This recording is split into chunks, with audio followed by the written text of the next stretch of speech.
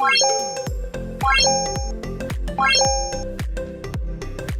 dears, welcome back to my channel Surumi Bros. Today video ഒരു easy nice pathiri tips video ആണ്. എൻ്റെ ഫ്രണ്ട്സും ഫാമിലിയിലും എല്ലാം പെട്ടിട്ടുള്ള ഒരുവിധം ഗേൾസ് എല്ലാം പറയുന്ന ഒരു കംപ്ലൈൻ്റ് ആണ്. അവർക്ക് നൈസ് പത്തിരി ഉണ്ടാക്കാൻ ഭയങ്കര പാടാണ്. ഈ കുഴക്കാനും പരത്താനുള്ള ടൈം വേസ്റ്റ് ചെയ്യുന്നത് വിചാരിച്ചിട്ടാണ്. അപ്പോൾ ആ ഒരു പ്രോബ്ലത്തിന് ഒരു ബെസ്റ്റ് സൊല്യൂഷനാണിത്. വീഡിയോ എല്ലാവരും സ്കിപ്പ് ചെയ്യാതെ കാണുക. അപ്പോൾ ആദ്യം നമ്മൾ ഇത് ചെയ്യുന്നത് ഒരു കുക്കറിലാണ്. ഒരു കുക്കർ ഉണ്ടെങ്കിൽ ഈസി ആയിട്ട് ചെയ്യാം. ഇന്നിപ്പോൾ ഞങ്ങൾക്ക് വീട്ടിൽ നോമ്പുതുറ കൂടിയാണ്. അപ്പോൾ കുറച്ച് കൂടുതൽ പത്തിരി ആവശ്യമുണ്ട്. അപ്പോൾ അതുകൊണ്ട് നമുക്ക് എത്രയാണോ നമ്മൾ പത്തിരി എടുക്കുന്നത് അതൊരു പാത്രത്തിന് കണക്കാക്കിയിട്ട് എടുക്കുക. ഞാനിപ്പോൾ ഈ വെള്ളം ഒഴിക്കുന്ന ഈ പാത്രത്തിന് 2 പാത്രമാണ് ഞാൻ പൊടി എടുക്കുന്നത്. ഇന്ന് കുറച്ച് കൂടുതൽ വേണം. അപ്പോൾ ഇത്രയും വെള്ളം നമ്മൾ കണക്കാക്കിയിട്ട് എടുക്കുക. ഞാൻ ആ പാത്രത്തിന് അളന്നെടുത്തതാണ്. ആ പാത്രത്തിന് 2 പാത്രമുണ്ട്. അപ്പോൾ അത്രയും 3 പാത്രം, 2 പാത്രം പൊടിയാണെങ്കിൽ നമ്മൾ 3 പാത്രം വെള്ളം ഇവിടെ തിളപ്പിക്കാൻ വേണ്ടി വെക്കണം. വെള്ളം തിളച്ചതിന് ശേഷം നമ്മൾ പൊടി ഇതിലേക്ക് ഇടുക. അതിന് മുമ്പ് ഒരു ഉപ്പ് ഇടുന്ന അതേ ടൈമിൽ തന്നെ നമ്മളൊരു 4 സ്പൂണോളം വെജിറ്റബിൾ ഓയിലും കൂടെ അതിലേക്ക് ആഡ് ചെയ്ത് കൊടുക്കുക. ഒരിക്കലും വെളിച്ചെണ്ണ ഇട്ട് കൊടുക്കരുത്. വെളിച്ചെണ്ണ അത് നമ്മുടെ മാവ് ഒന്ന് ഡ്രൈ ആയി പോകും. അതുപോലെ നമ്മൾ പലരും ചെമ്പിലെല്ലാം വാട്ടുന്ന ടൈമിൽ അത് വഴറ്റുന്ന ടൈമിൽ വെറുതെ ചുമ്മാ ഈ മാവ് ഇളക്കിക്കൊണ്ടിരിക്കും. ഇത് നമ്മളൊരിക്കലും ഇളക്കാത്തതാണ് ഈ പത്തിരിക്ക് ഏറ്റവും ബെറ്റർ. ഇങ്ങനെ ഒന്ന് ട്രൈ ചെയ്ത് നോക്കിയിട്ട് നിങ്ങൾ എന്തായാലും ഇങ്ങനെ ഒരിക്കൽ ട്രൈ ചെയ്താൽ നിങ്ങൾ ഇങ്ങനെ മാത്രമേ പിന്നെ പത്തിരി ഉണ്ടാക്കുള്ളൂ. അപ്പോൾ ഇതൊരു വിധം തിളച്ച് പൊങ്ങി ഈ മാവിൻ്റെ മുകളിലേക്ക് വന്നെന്ന് ഉറപ്പ് വരുത്തിയാൽ നമ്മൾ കുക്കർ അടച്ച് വെക്കുക. എന്നിട്ട് ഒറ്റ വിസിൽ ഇത് വരുത്തുക. ഒറ്റ വിസിൽ അടിച്ചോട്ടെ. പ്രത്യേകം ശ്രദ്ധിക്കുക, വെള്ളം ഒരുപാട് കൂടി പോവരുത്. അതുപോലെ നമ്മൾ ഒരു വിസിലടിച്ചിട്ട് ആ ടൈമിൽ തന്നെ അത് ഓഫ് ചെയ്തിട്ട് നമ്മൾ ഇതിൻ്റെ എയർ പെട്ടെന്ന് കളഞ്ഞെടുക്കണം.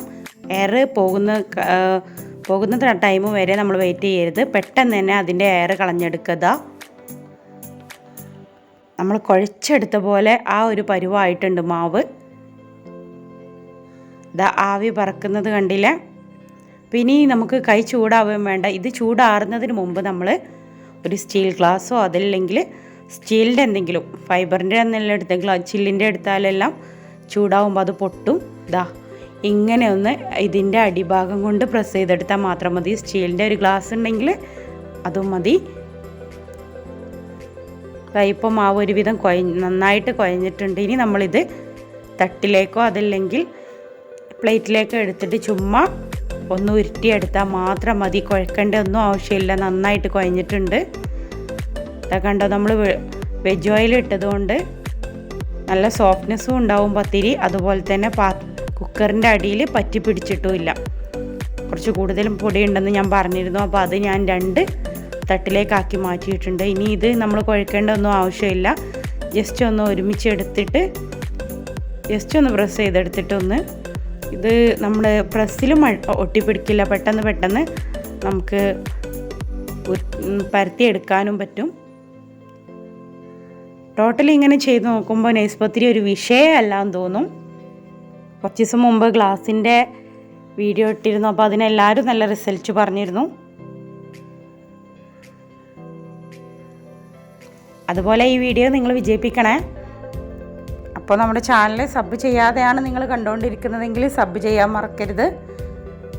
ഈ വീഡിയോസ് നിങ്ങൾക്ക് ഹെൽപ്ഫുൾ ആണെന്ന് തോന്നുകയാണെങ്കിൽ ഫാമിലി ഫ്രണ്ട്സിനും അതുപോലെ നിങ്ങളുടെ ഫ്രണ്ട്സിനെല്ലാം വീഡിയോസ് ഷെയർ ചെയ്ത് കൊടുക്കുക. ഇനി പത്തിരി ചുടാൻ മടിയുള്ളവരെല്ലാം പെട്ടെന്ന് പത്തിരി ചുടട്ടെ.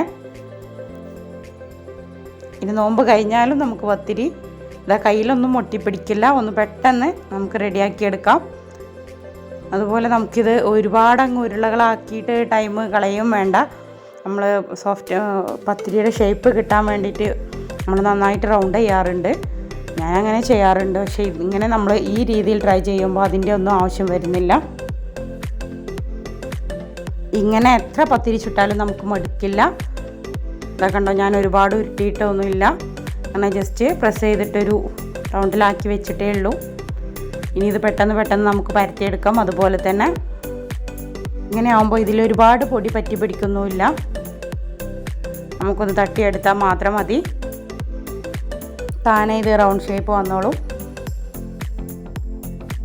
അപ്പോൾ എല്ലാവരും ട്രൈ ചെയ്യണം. എന്തായാലും നമ്മുടെ കൈ പൊള്ളണ്ട, അതുപോലെ നമുക്ക് കുഴച്ചെടുക്കണ്ട. എത്ര ഈസി ആയിട്ടാണ് നമ്മൾ ഈ രീതിയിൽ ട്രൈ ചെയ്താൽ നമുക്ക് ഒരുപാട് ടൈമും ലാഭമാണ്. ഇപ്പോൾ ഈ ചൂട് കാലത്ത് വെറുതെ ഒരുപാട് ടൈം ഇതിന് വേണ്ടിയിട്ട് വേസ്റ്റ് ചെയ്യണ്ടല്ലോ. നമ്മുടെ പ്രസ്സിലും പറ്റി പിടിക്കില്ല. വെജ് ഓയിൽ തന്നെ ചേർക്കുക. ഇനിയിപ്പോൾ സൺഫ്ലവർ ഓയിലോ അല്ലേ പാം ഓയിലായാലും കുഴപ്പമില്ല. ശരിക്കും വെളിച്ചെണ്ണ യൂസ് ചെയ്യരുത്. വെളിച്ചെണ്ണ ആകുമ്പോൾ നമ്മുടെ പത്തിരി പെട്ടെന്ന് ഇങ്ങനെ ഡ്രൈ ആയി പോകുമെന്ന് മാത്രമല്ല, നമ്മൾ വേണമെങ്കിൽ നമുക്ക് രാവിലെ എല്ലാം ഇത് പരത്തി വെക്കാം. അതുപോലെ ഇനി ബാക്കി പത്തിരി ഒത്തിരി ഉണ്ടെന്ന് തോന്നിയാൽ ഈ പത്തിരി നമുക്ക് ഒന്ന് ഫ്രിഡ്ജിൽ വെച്ചാലും ഒരു കേടും ആവില്ല. പിറ്റേ ദിവസം നമ്മൾ അതാത് ദിവസം പരത്തി വെക്കുന്ന അതേ ഒരു ഫീലിംഗ് കിട്ടുന്നുണ്ട്. തലേ ദിവസം വൈകിട്ടുള്ള പത്തിരി നമ്മൾ രാവിലെ കുട്ടികൾക്ക് ആദ്യമെല്ലാം രാവിലെ ചിലപ്പോൾ കുട്ടികൾക്ക് കൊടുക്കുമ്പോൾ അവരത് ഡ്രൈ ആയിട്ടുണ്ട്, വിറങ്ങലിച്ചിട്ടുണ്ട്, ഈ പത്തിരി വേണ്ടാന്ന് പറയും. പക്ഷേ ഈ രീതിയിൽ നമ്മൾ ചെയ്യുമ്പോൾ പിറ്റേ ദിവസത്തേക്കായാലും നമ്മുടെ പത്തിരിക്ക് ഒരു പ്രോബ്ലം വരുന്നില്ല. ഇതാ നന്നായിട്ട് ഒറ്റപ്പൊള്ളനായിട്ട് വരുന്നുണ്ട്. അപ്പോൾ വീഡിയോയെക്കുറിച്ചുള്ള നിങ്ങളുടെ വിലയേറിയ അഭിപ്രായങ്ങൾ നിങ്ങൾ നല്ല കമൻസ് ആയിട്ട് അറിയിക്കുക. പലരും ഫീഡ്ബാക്ക് അറിയിക്കുക. അതൊരു ഭയങ്കര സങ്കടമുള്ള ഒരു പരിപാടിയാണ്. ഞങ്ങൾ ട്രൈ ചെയ്യാമെന്നൊക്കെ കമൻറ്റ് ഇട്ടിട്ട് പോകുമെന്നാൽ അത് ഞങ്ങൾ ട്രൈ ചെയ്തോ അതിന് ബെസ്റ്റ് റിസൾട്ടാണെന്നെല്ലാം എല്ലാവരും ഒന്നിക്ക് വാട്സപ്പിൽ പറയും, അതല്ലെങ്കിൽ കോൾ ചെയ്തിട്ട് പറയും. പക്ഷേ ആ ഒരു വിധം പേരൊന്നും അതിൻ്റെ ഫീഡ്ബാക്ക് പറയുന്നില്ല. അത് ഭയങ്കര സങ്കടമാണ്. കാരണം ചില വീഡിയോക്കെല്ലാം ആദ്യമായിട്ട് കാണുന്നവർ വന്നിട്ട് ചോദിക്കതിന് ഒരു ഫീഡ്ബാക്ക് ഒന്നും കാണുന്നില്ലല്ലോ, കമൻസ് കാണുന്നില്ലല്ലോ എന്നുള്ളൊരു കംപ്ലൈൻറ്റ് ഉണ്ട്. അപ്പോൾ നിങ്ങളത് ആ ഒരു സപ്പോർട്ടും കൂടെ നിങ്ങൾ തരിക. നിങ്ങളുടെ റിസൾട്ട് പ്ലസ് ആയാലും മൈനസ് ആയാലും നിങ്ങളത് കമൻസ് ആയിട്ട് അറിയിക്കുക. അപ്പോൾ നിങ്ങൾക്ക് പറ്റിയ എന്തെങ്കിലും ഒരു പ്രോബ്ലം വരാതെ ഇതിൽ എന്തെങ്കിലും ഒന്ന് സ്കിപ്പ് ചെയ്യാതെ നിങ്ങൾക്ക് അങ്ങനെ ഒരു മൈനസ് ആയിട്ടുള്ളൊരു റിസൾട്ട് കിട്ടില്ല. അപ്പോൾ അത് എന്താണെന്ന് കമൻസ് ആയിട്ട് തന്നെ ഞാൻ അറിയിക്കുന്നതാണ്.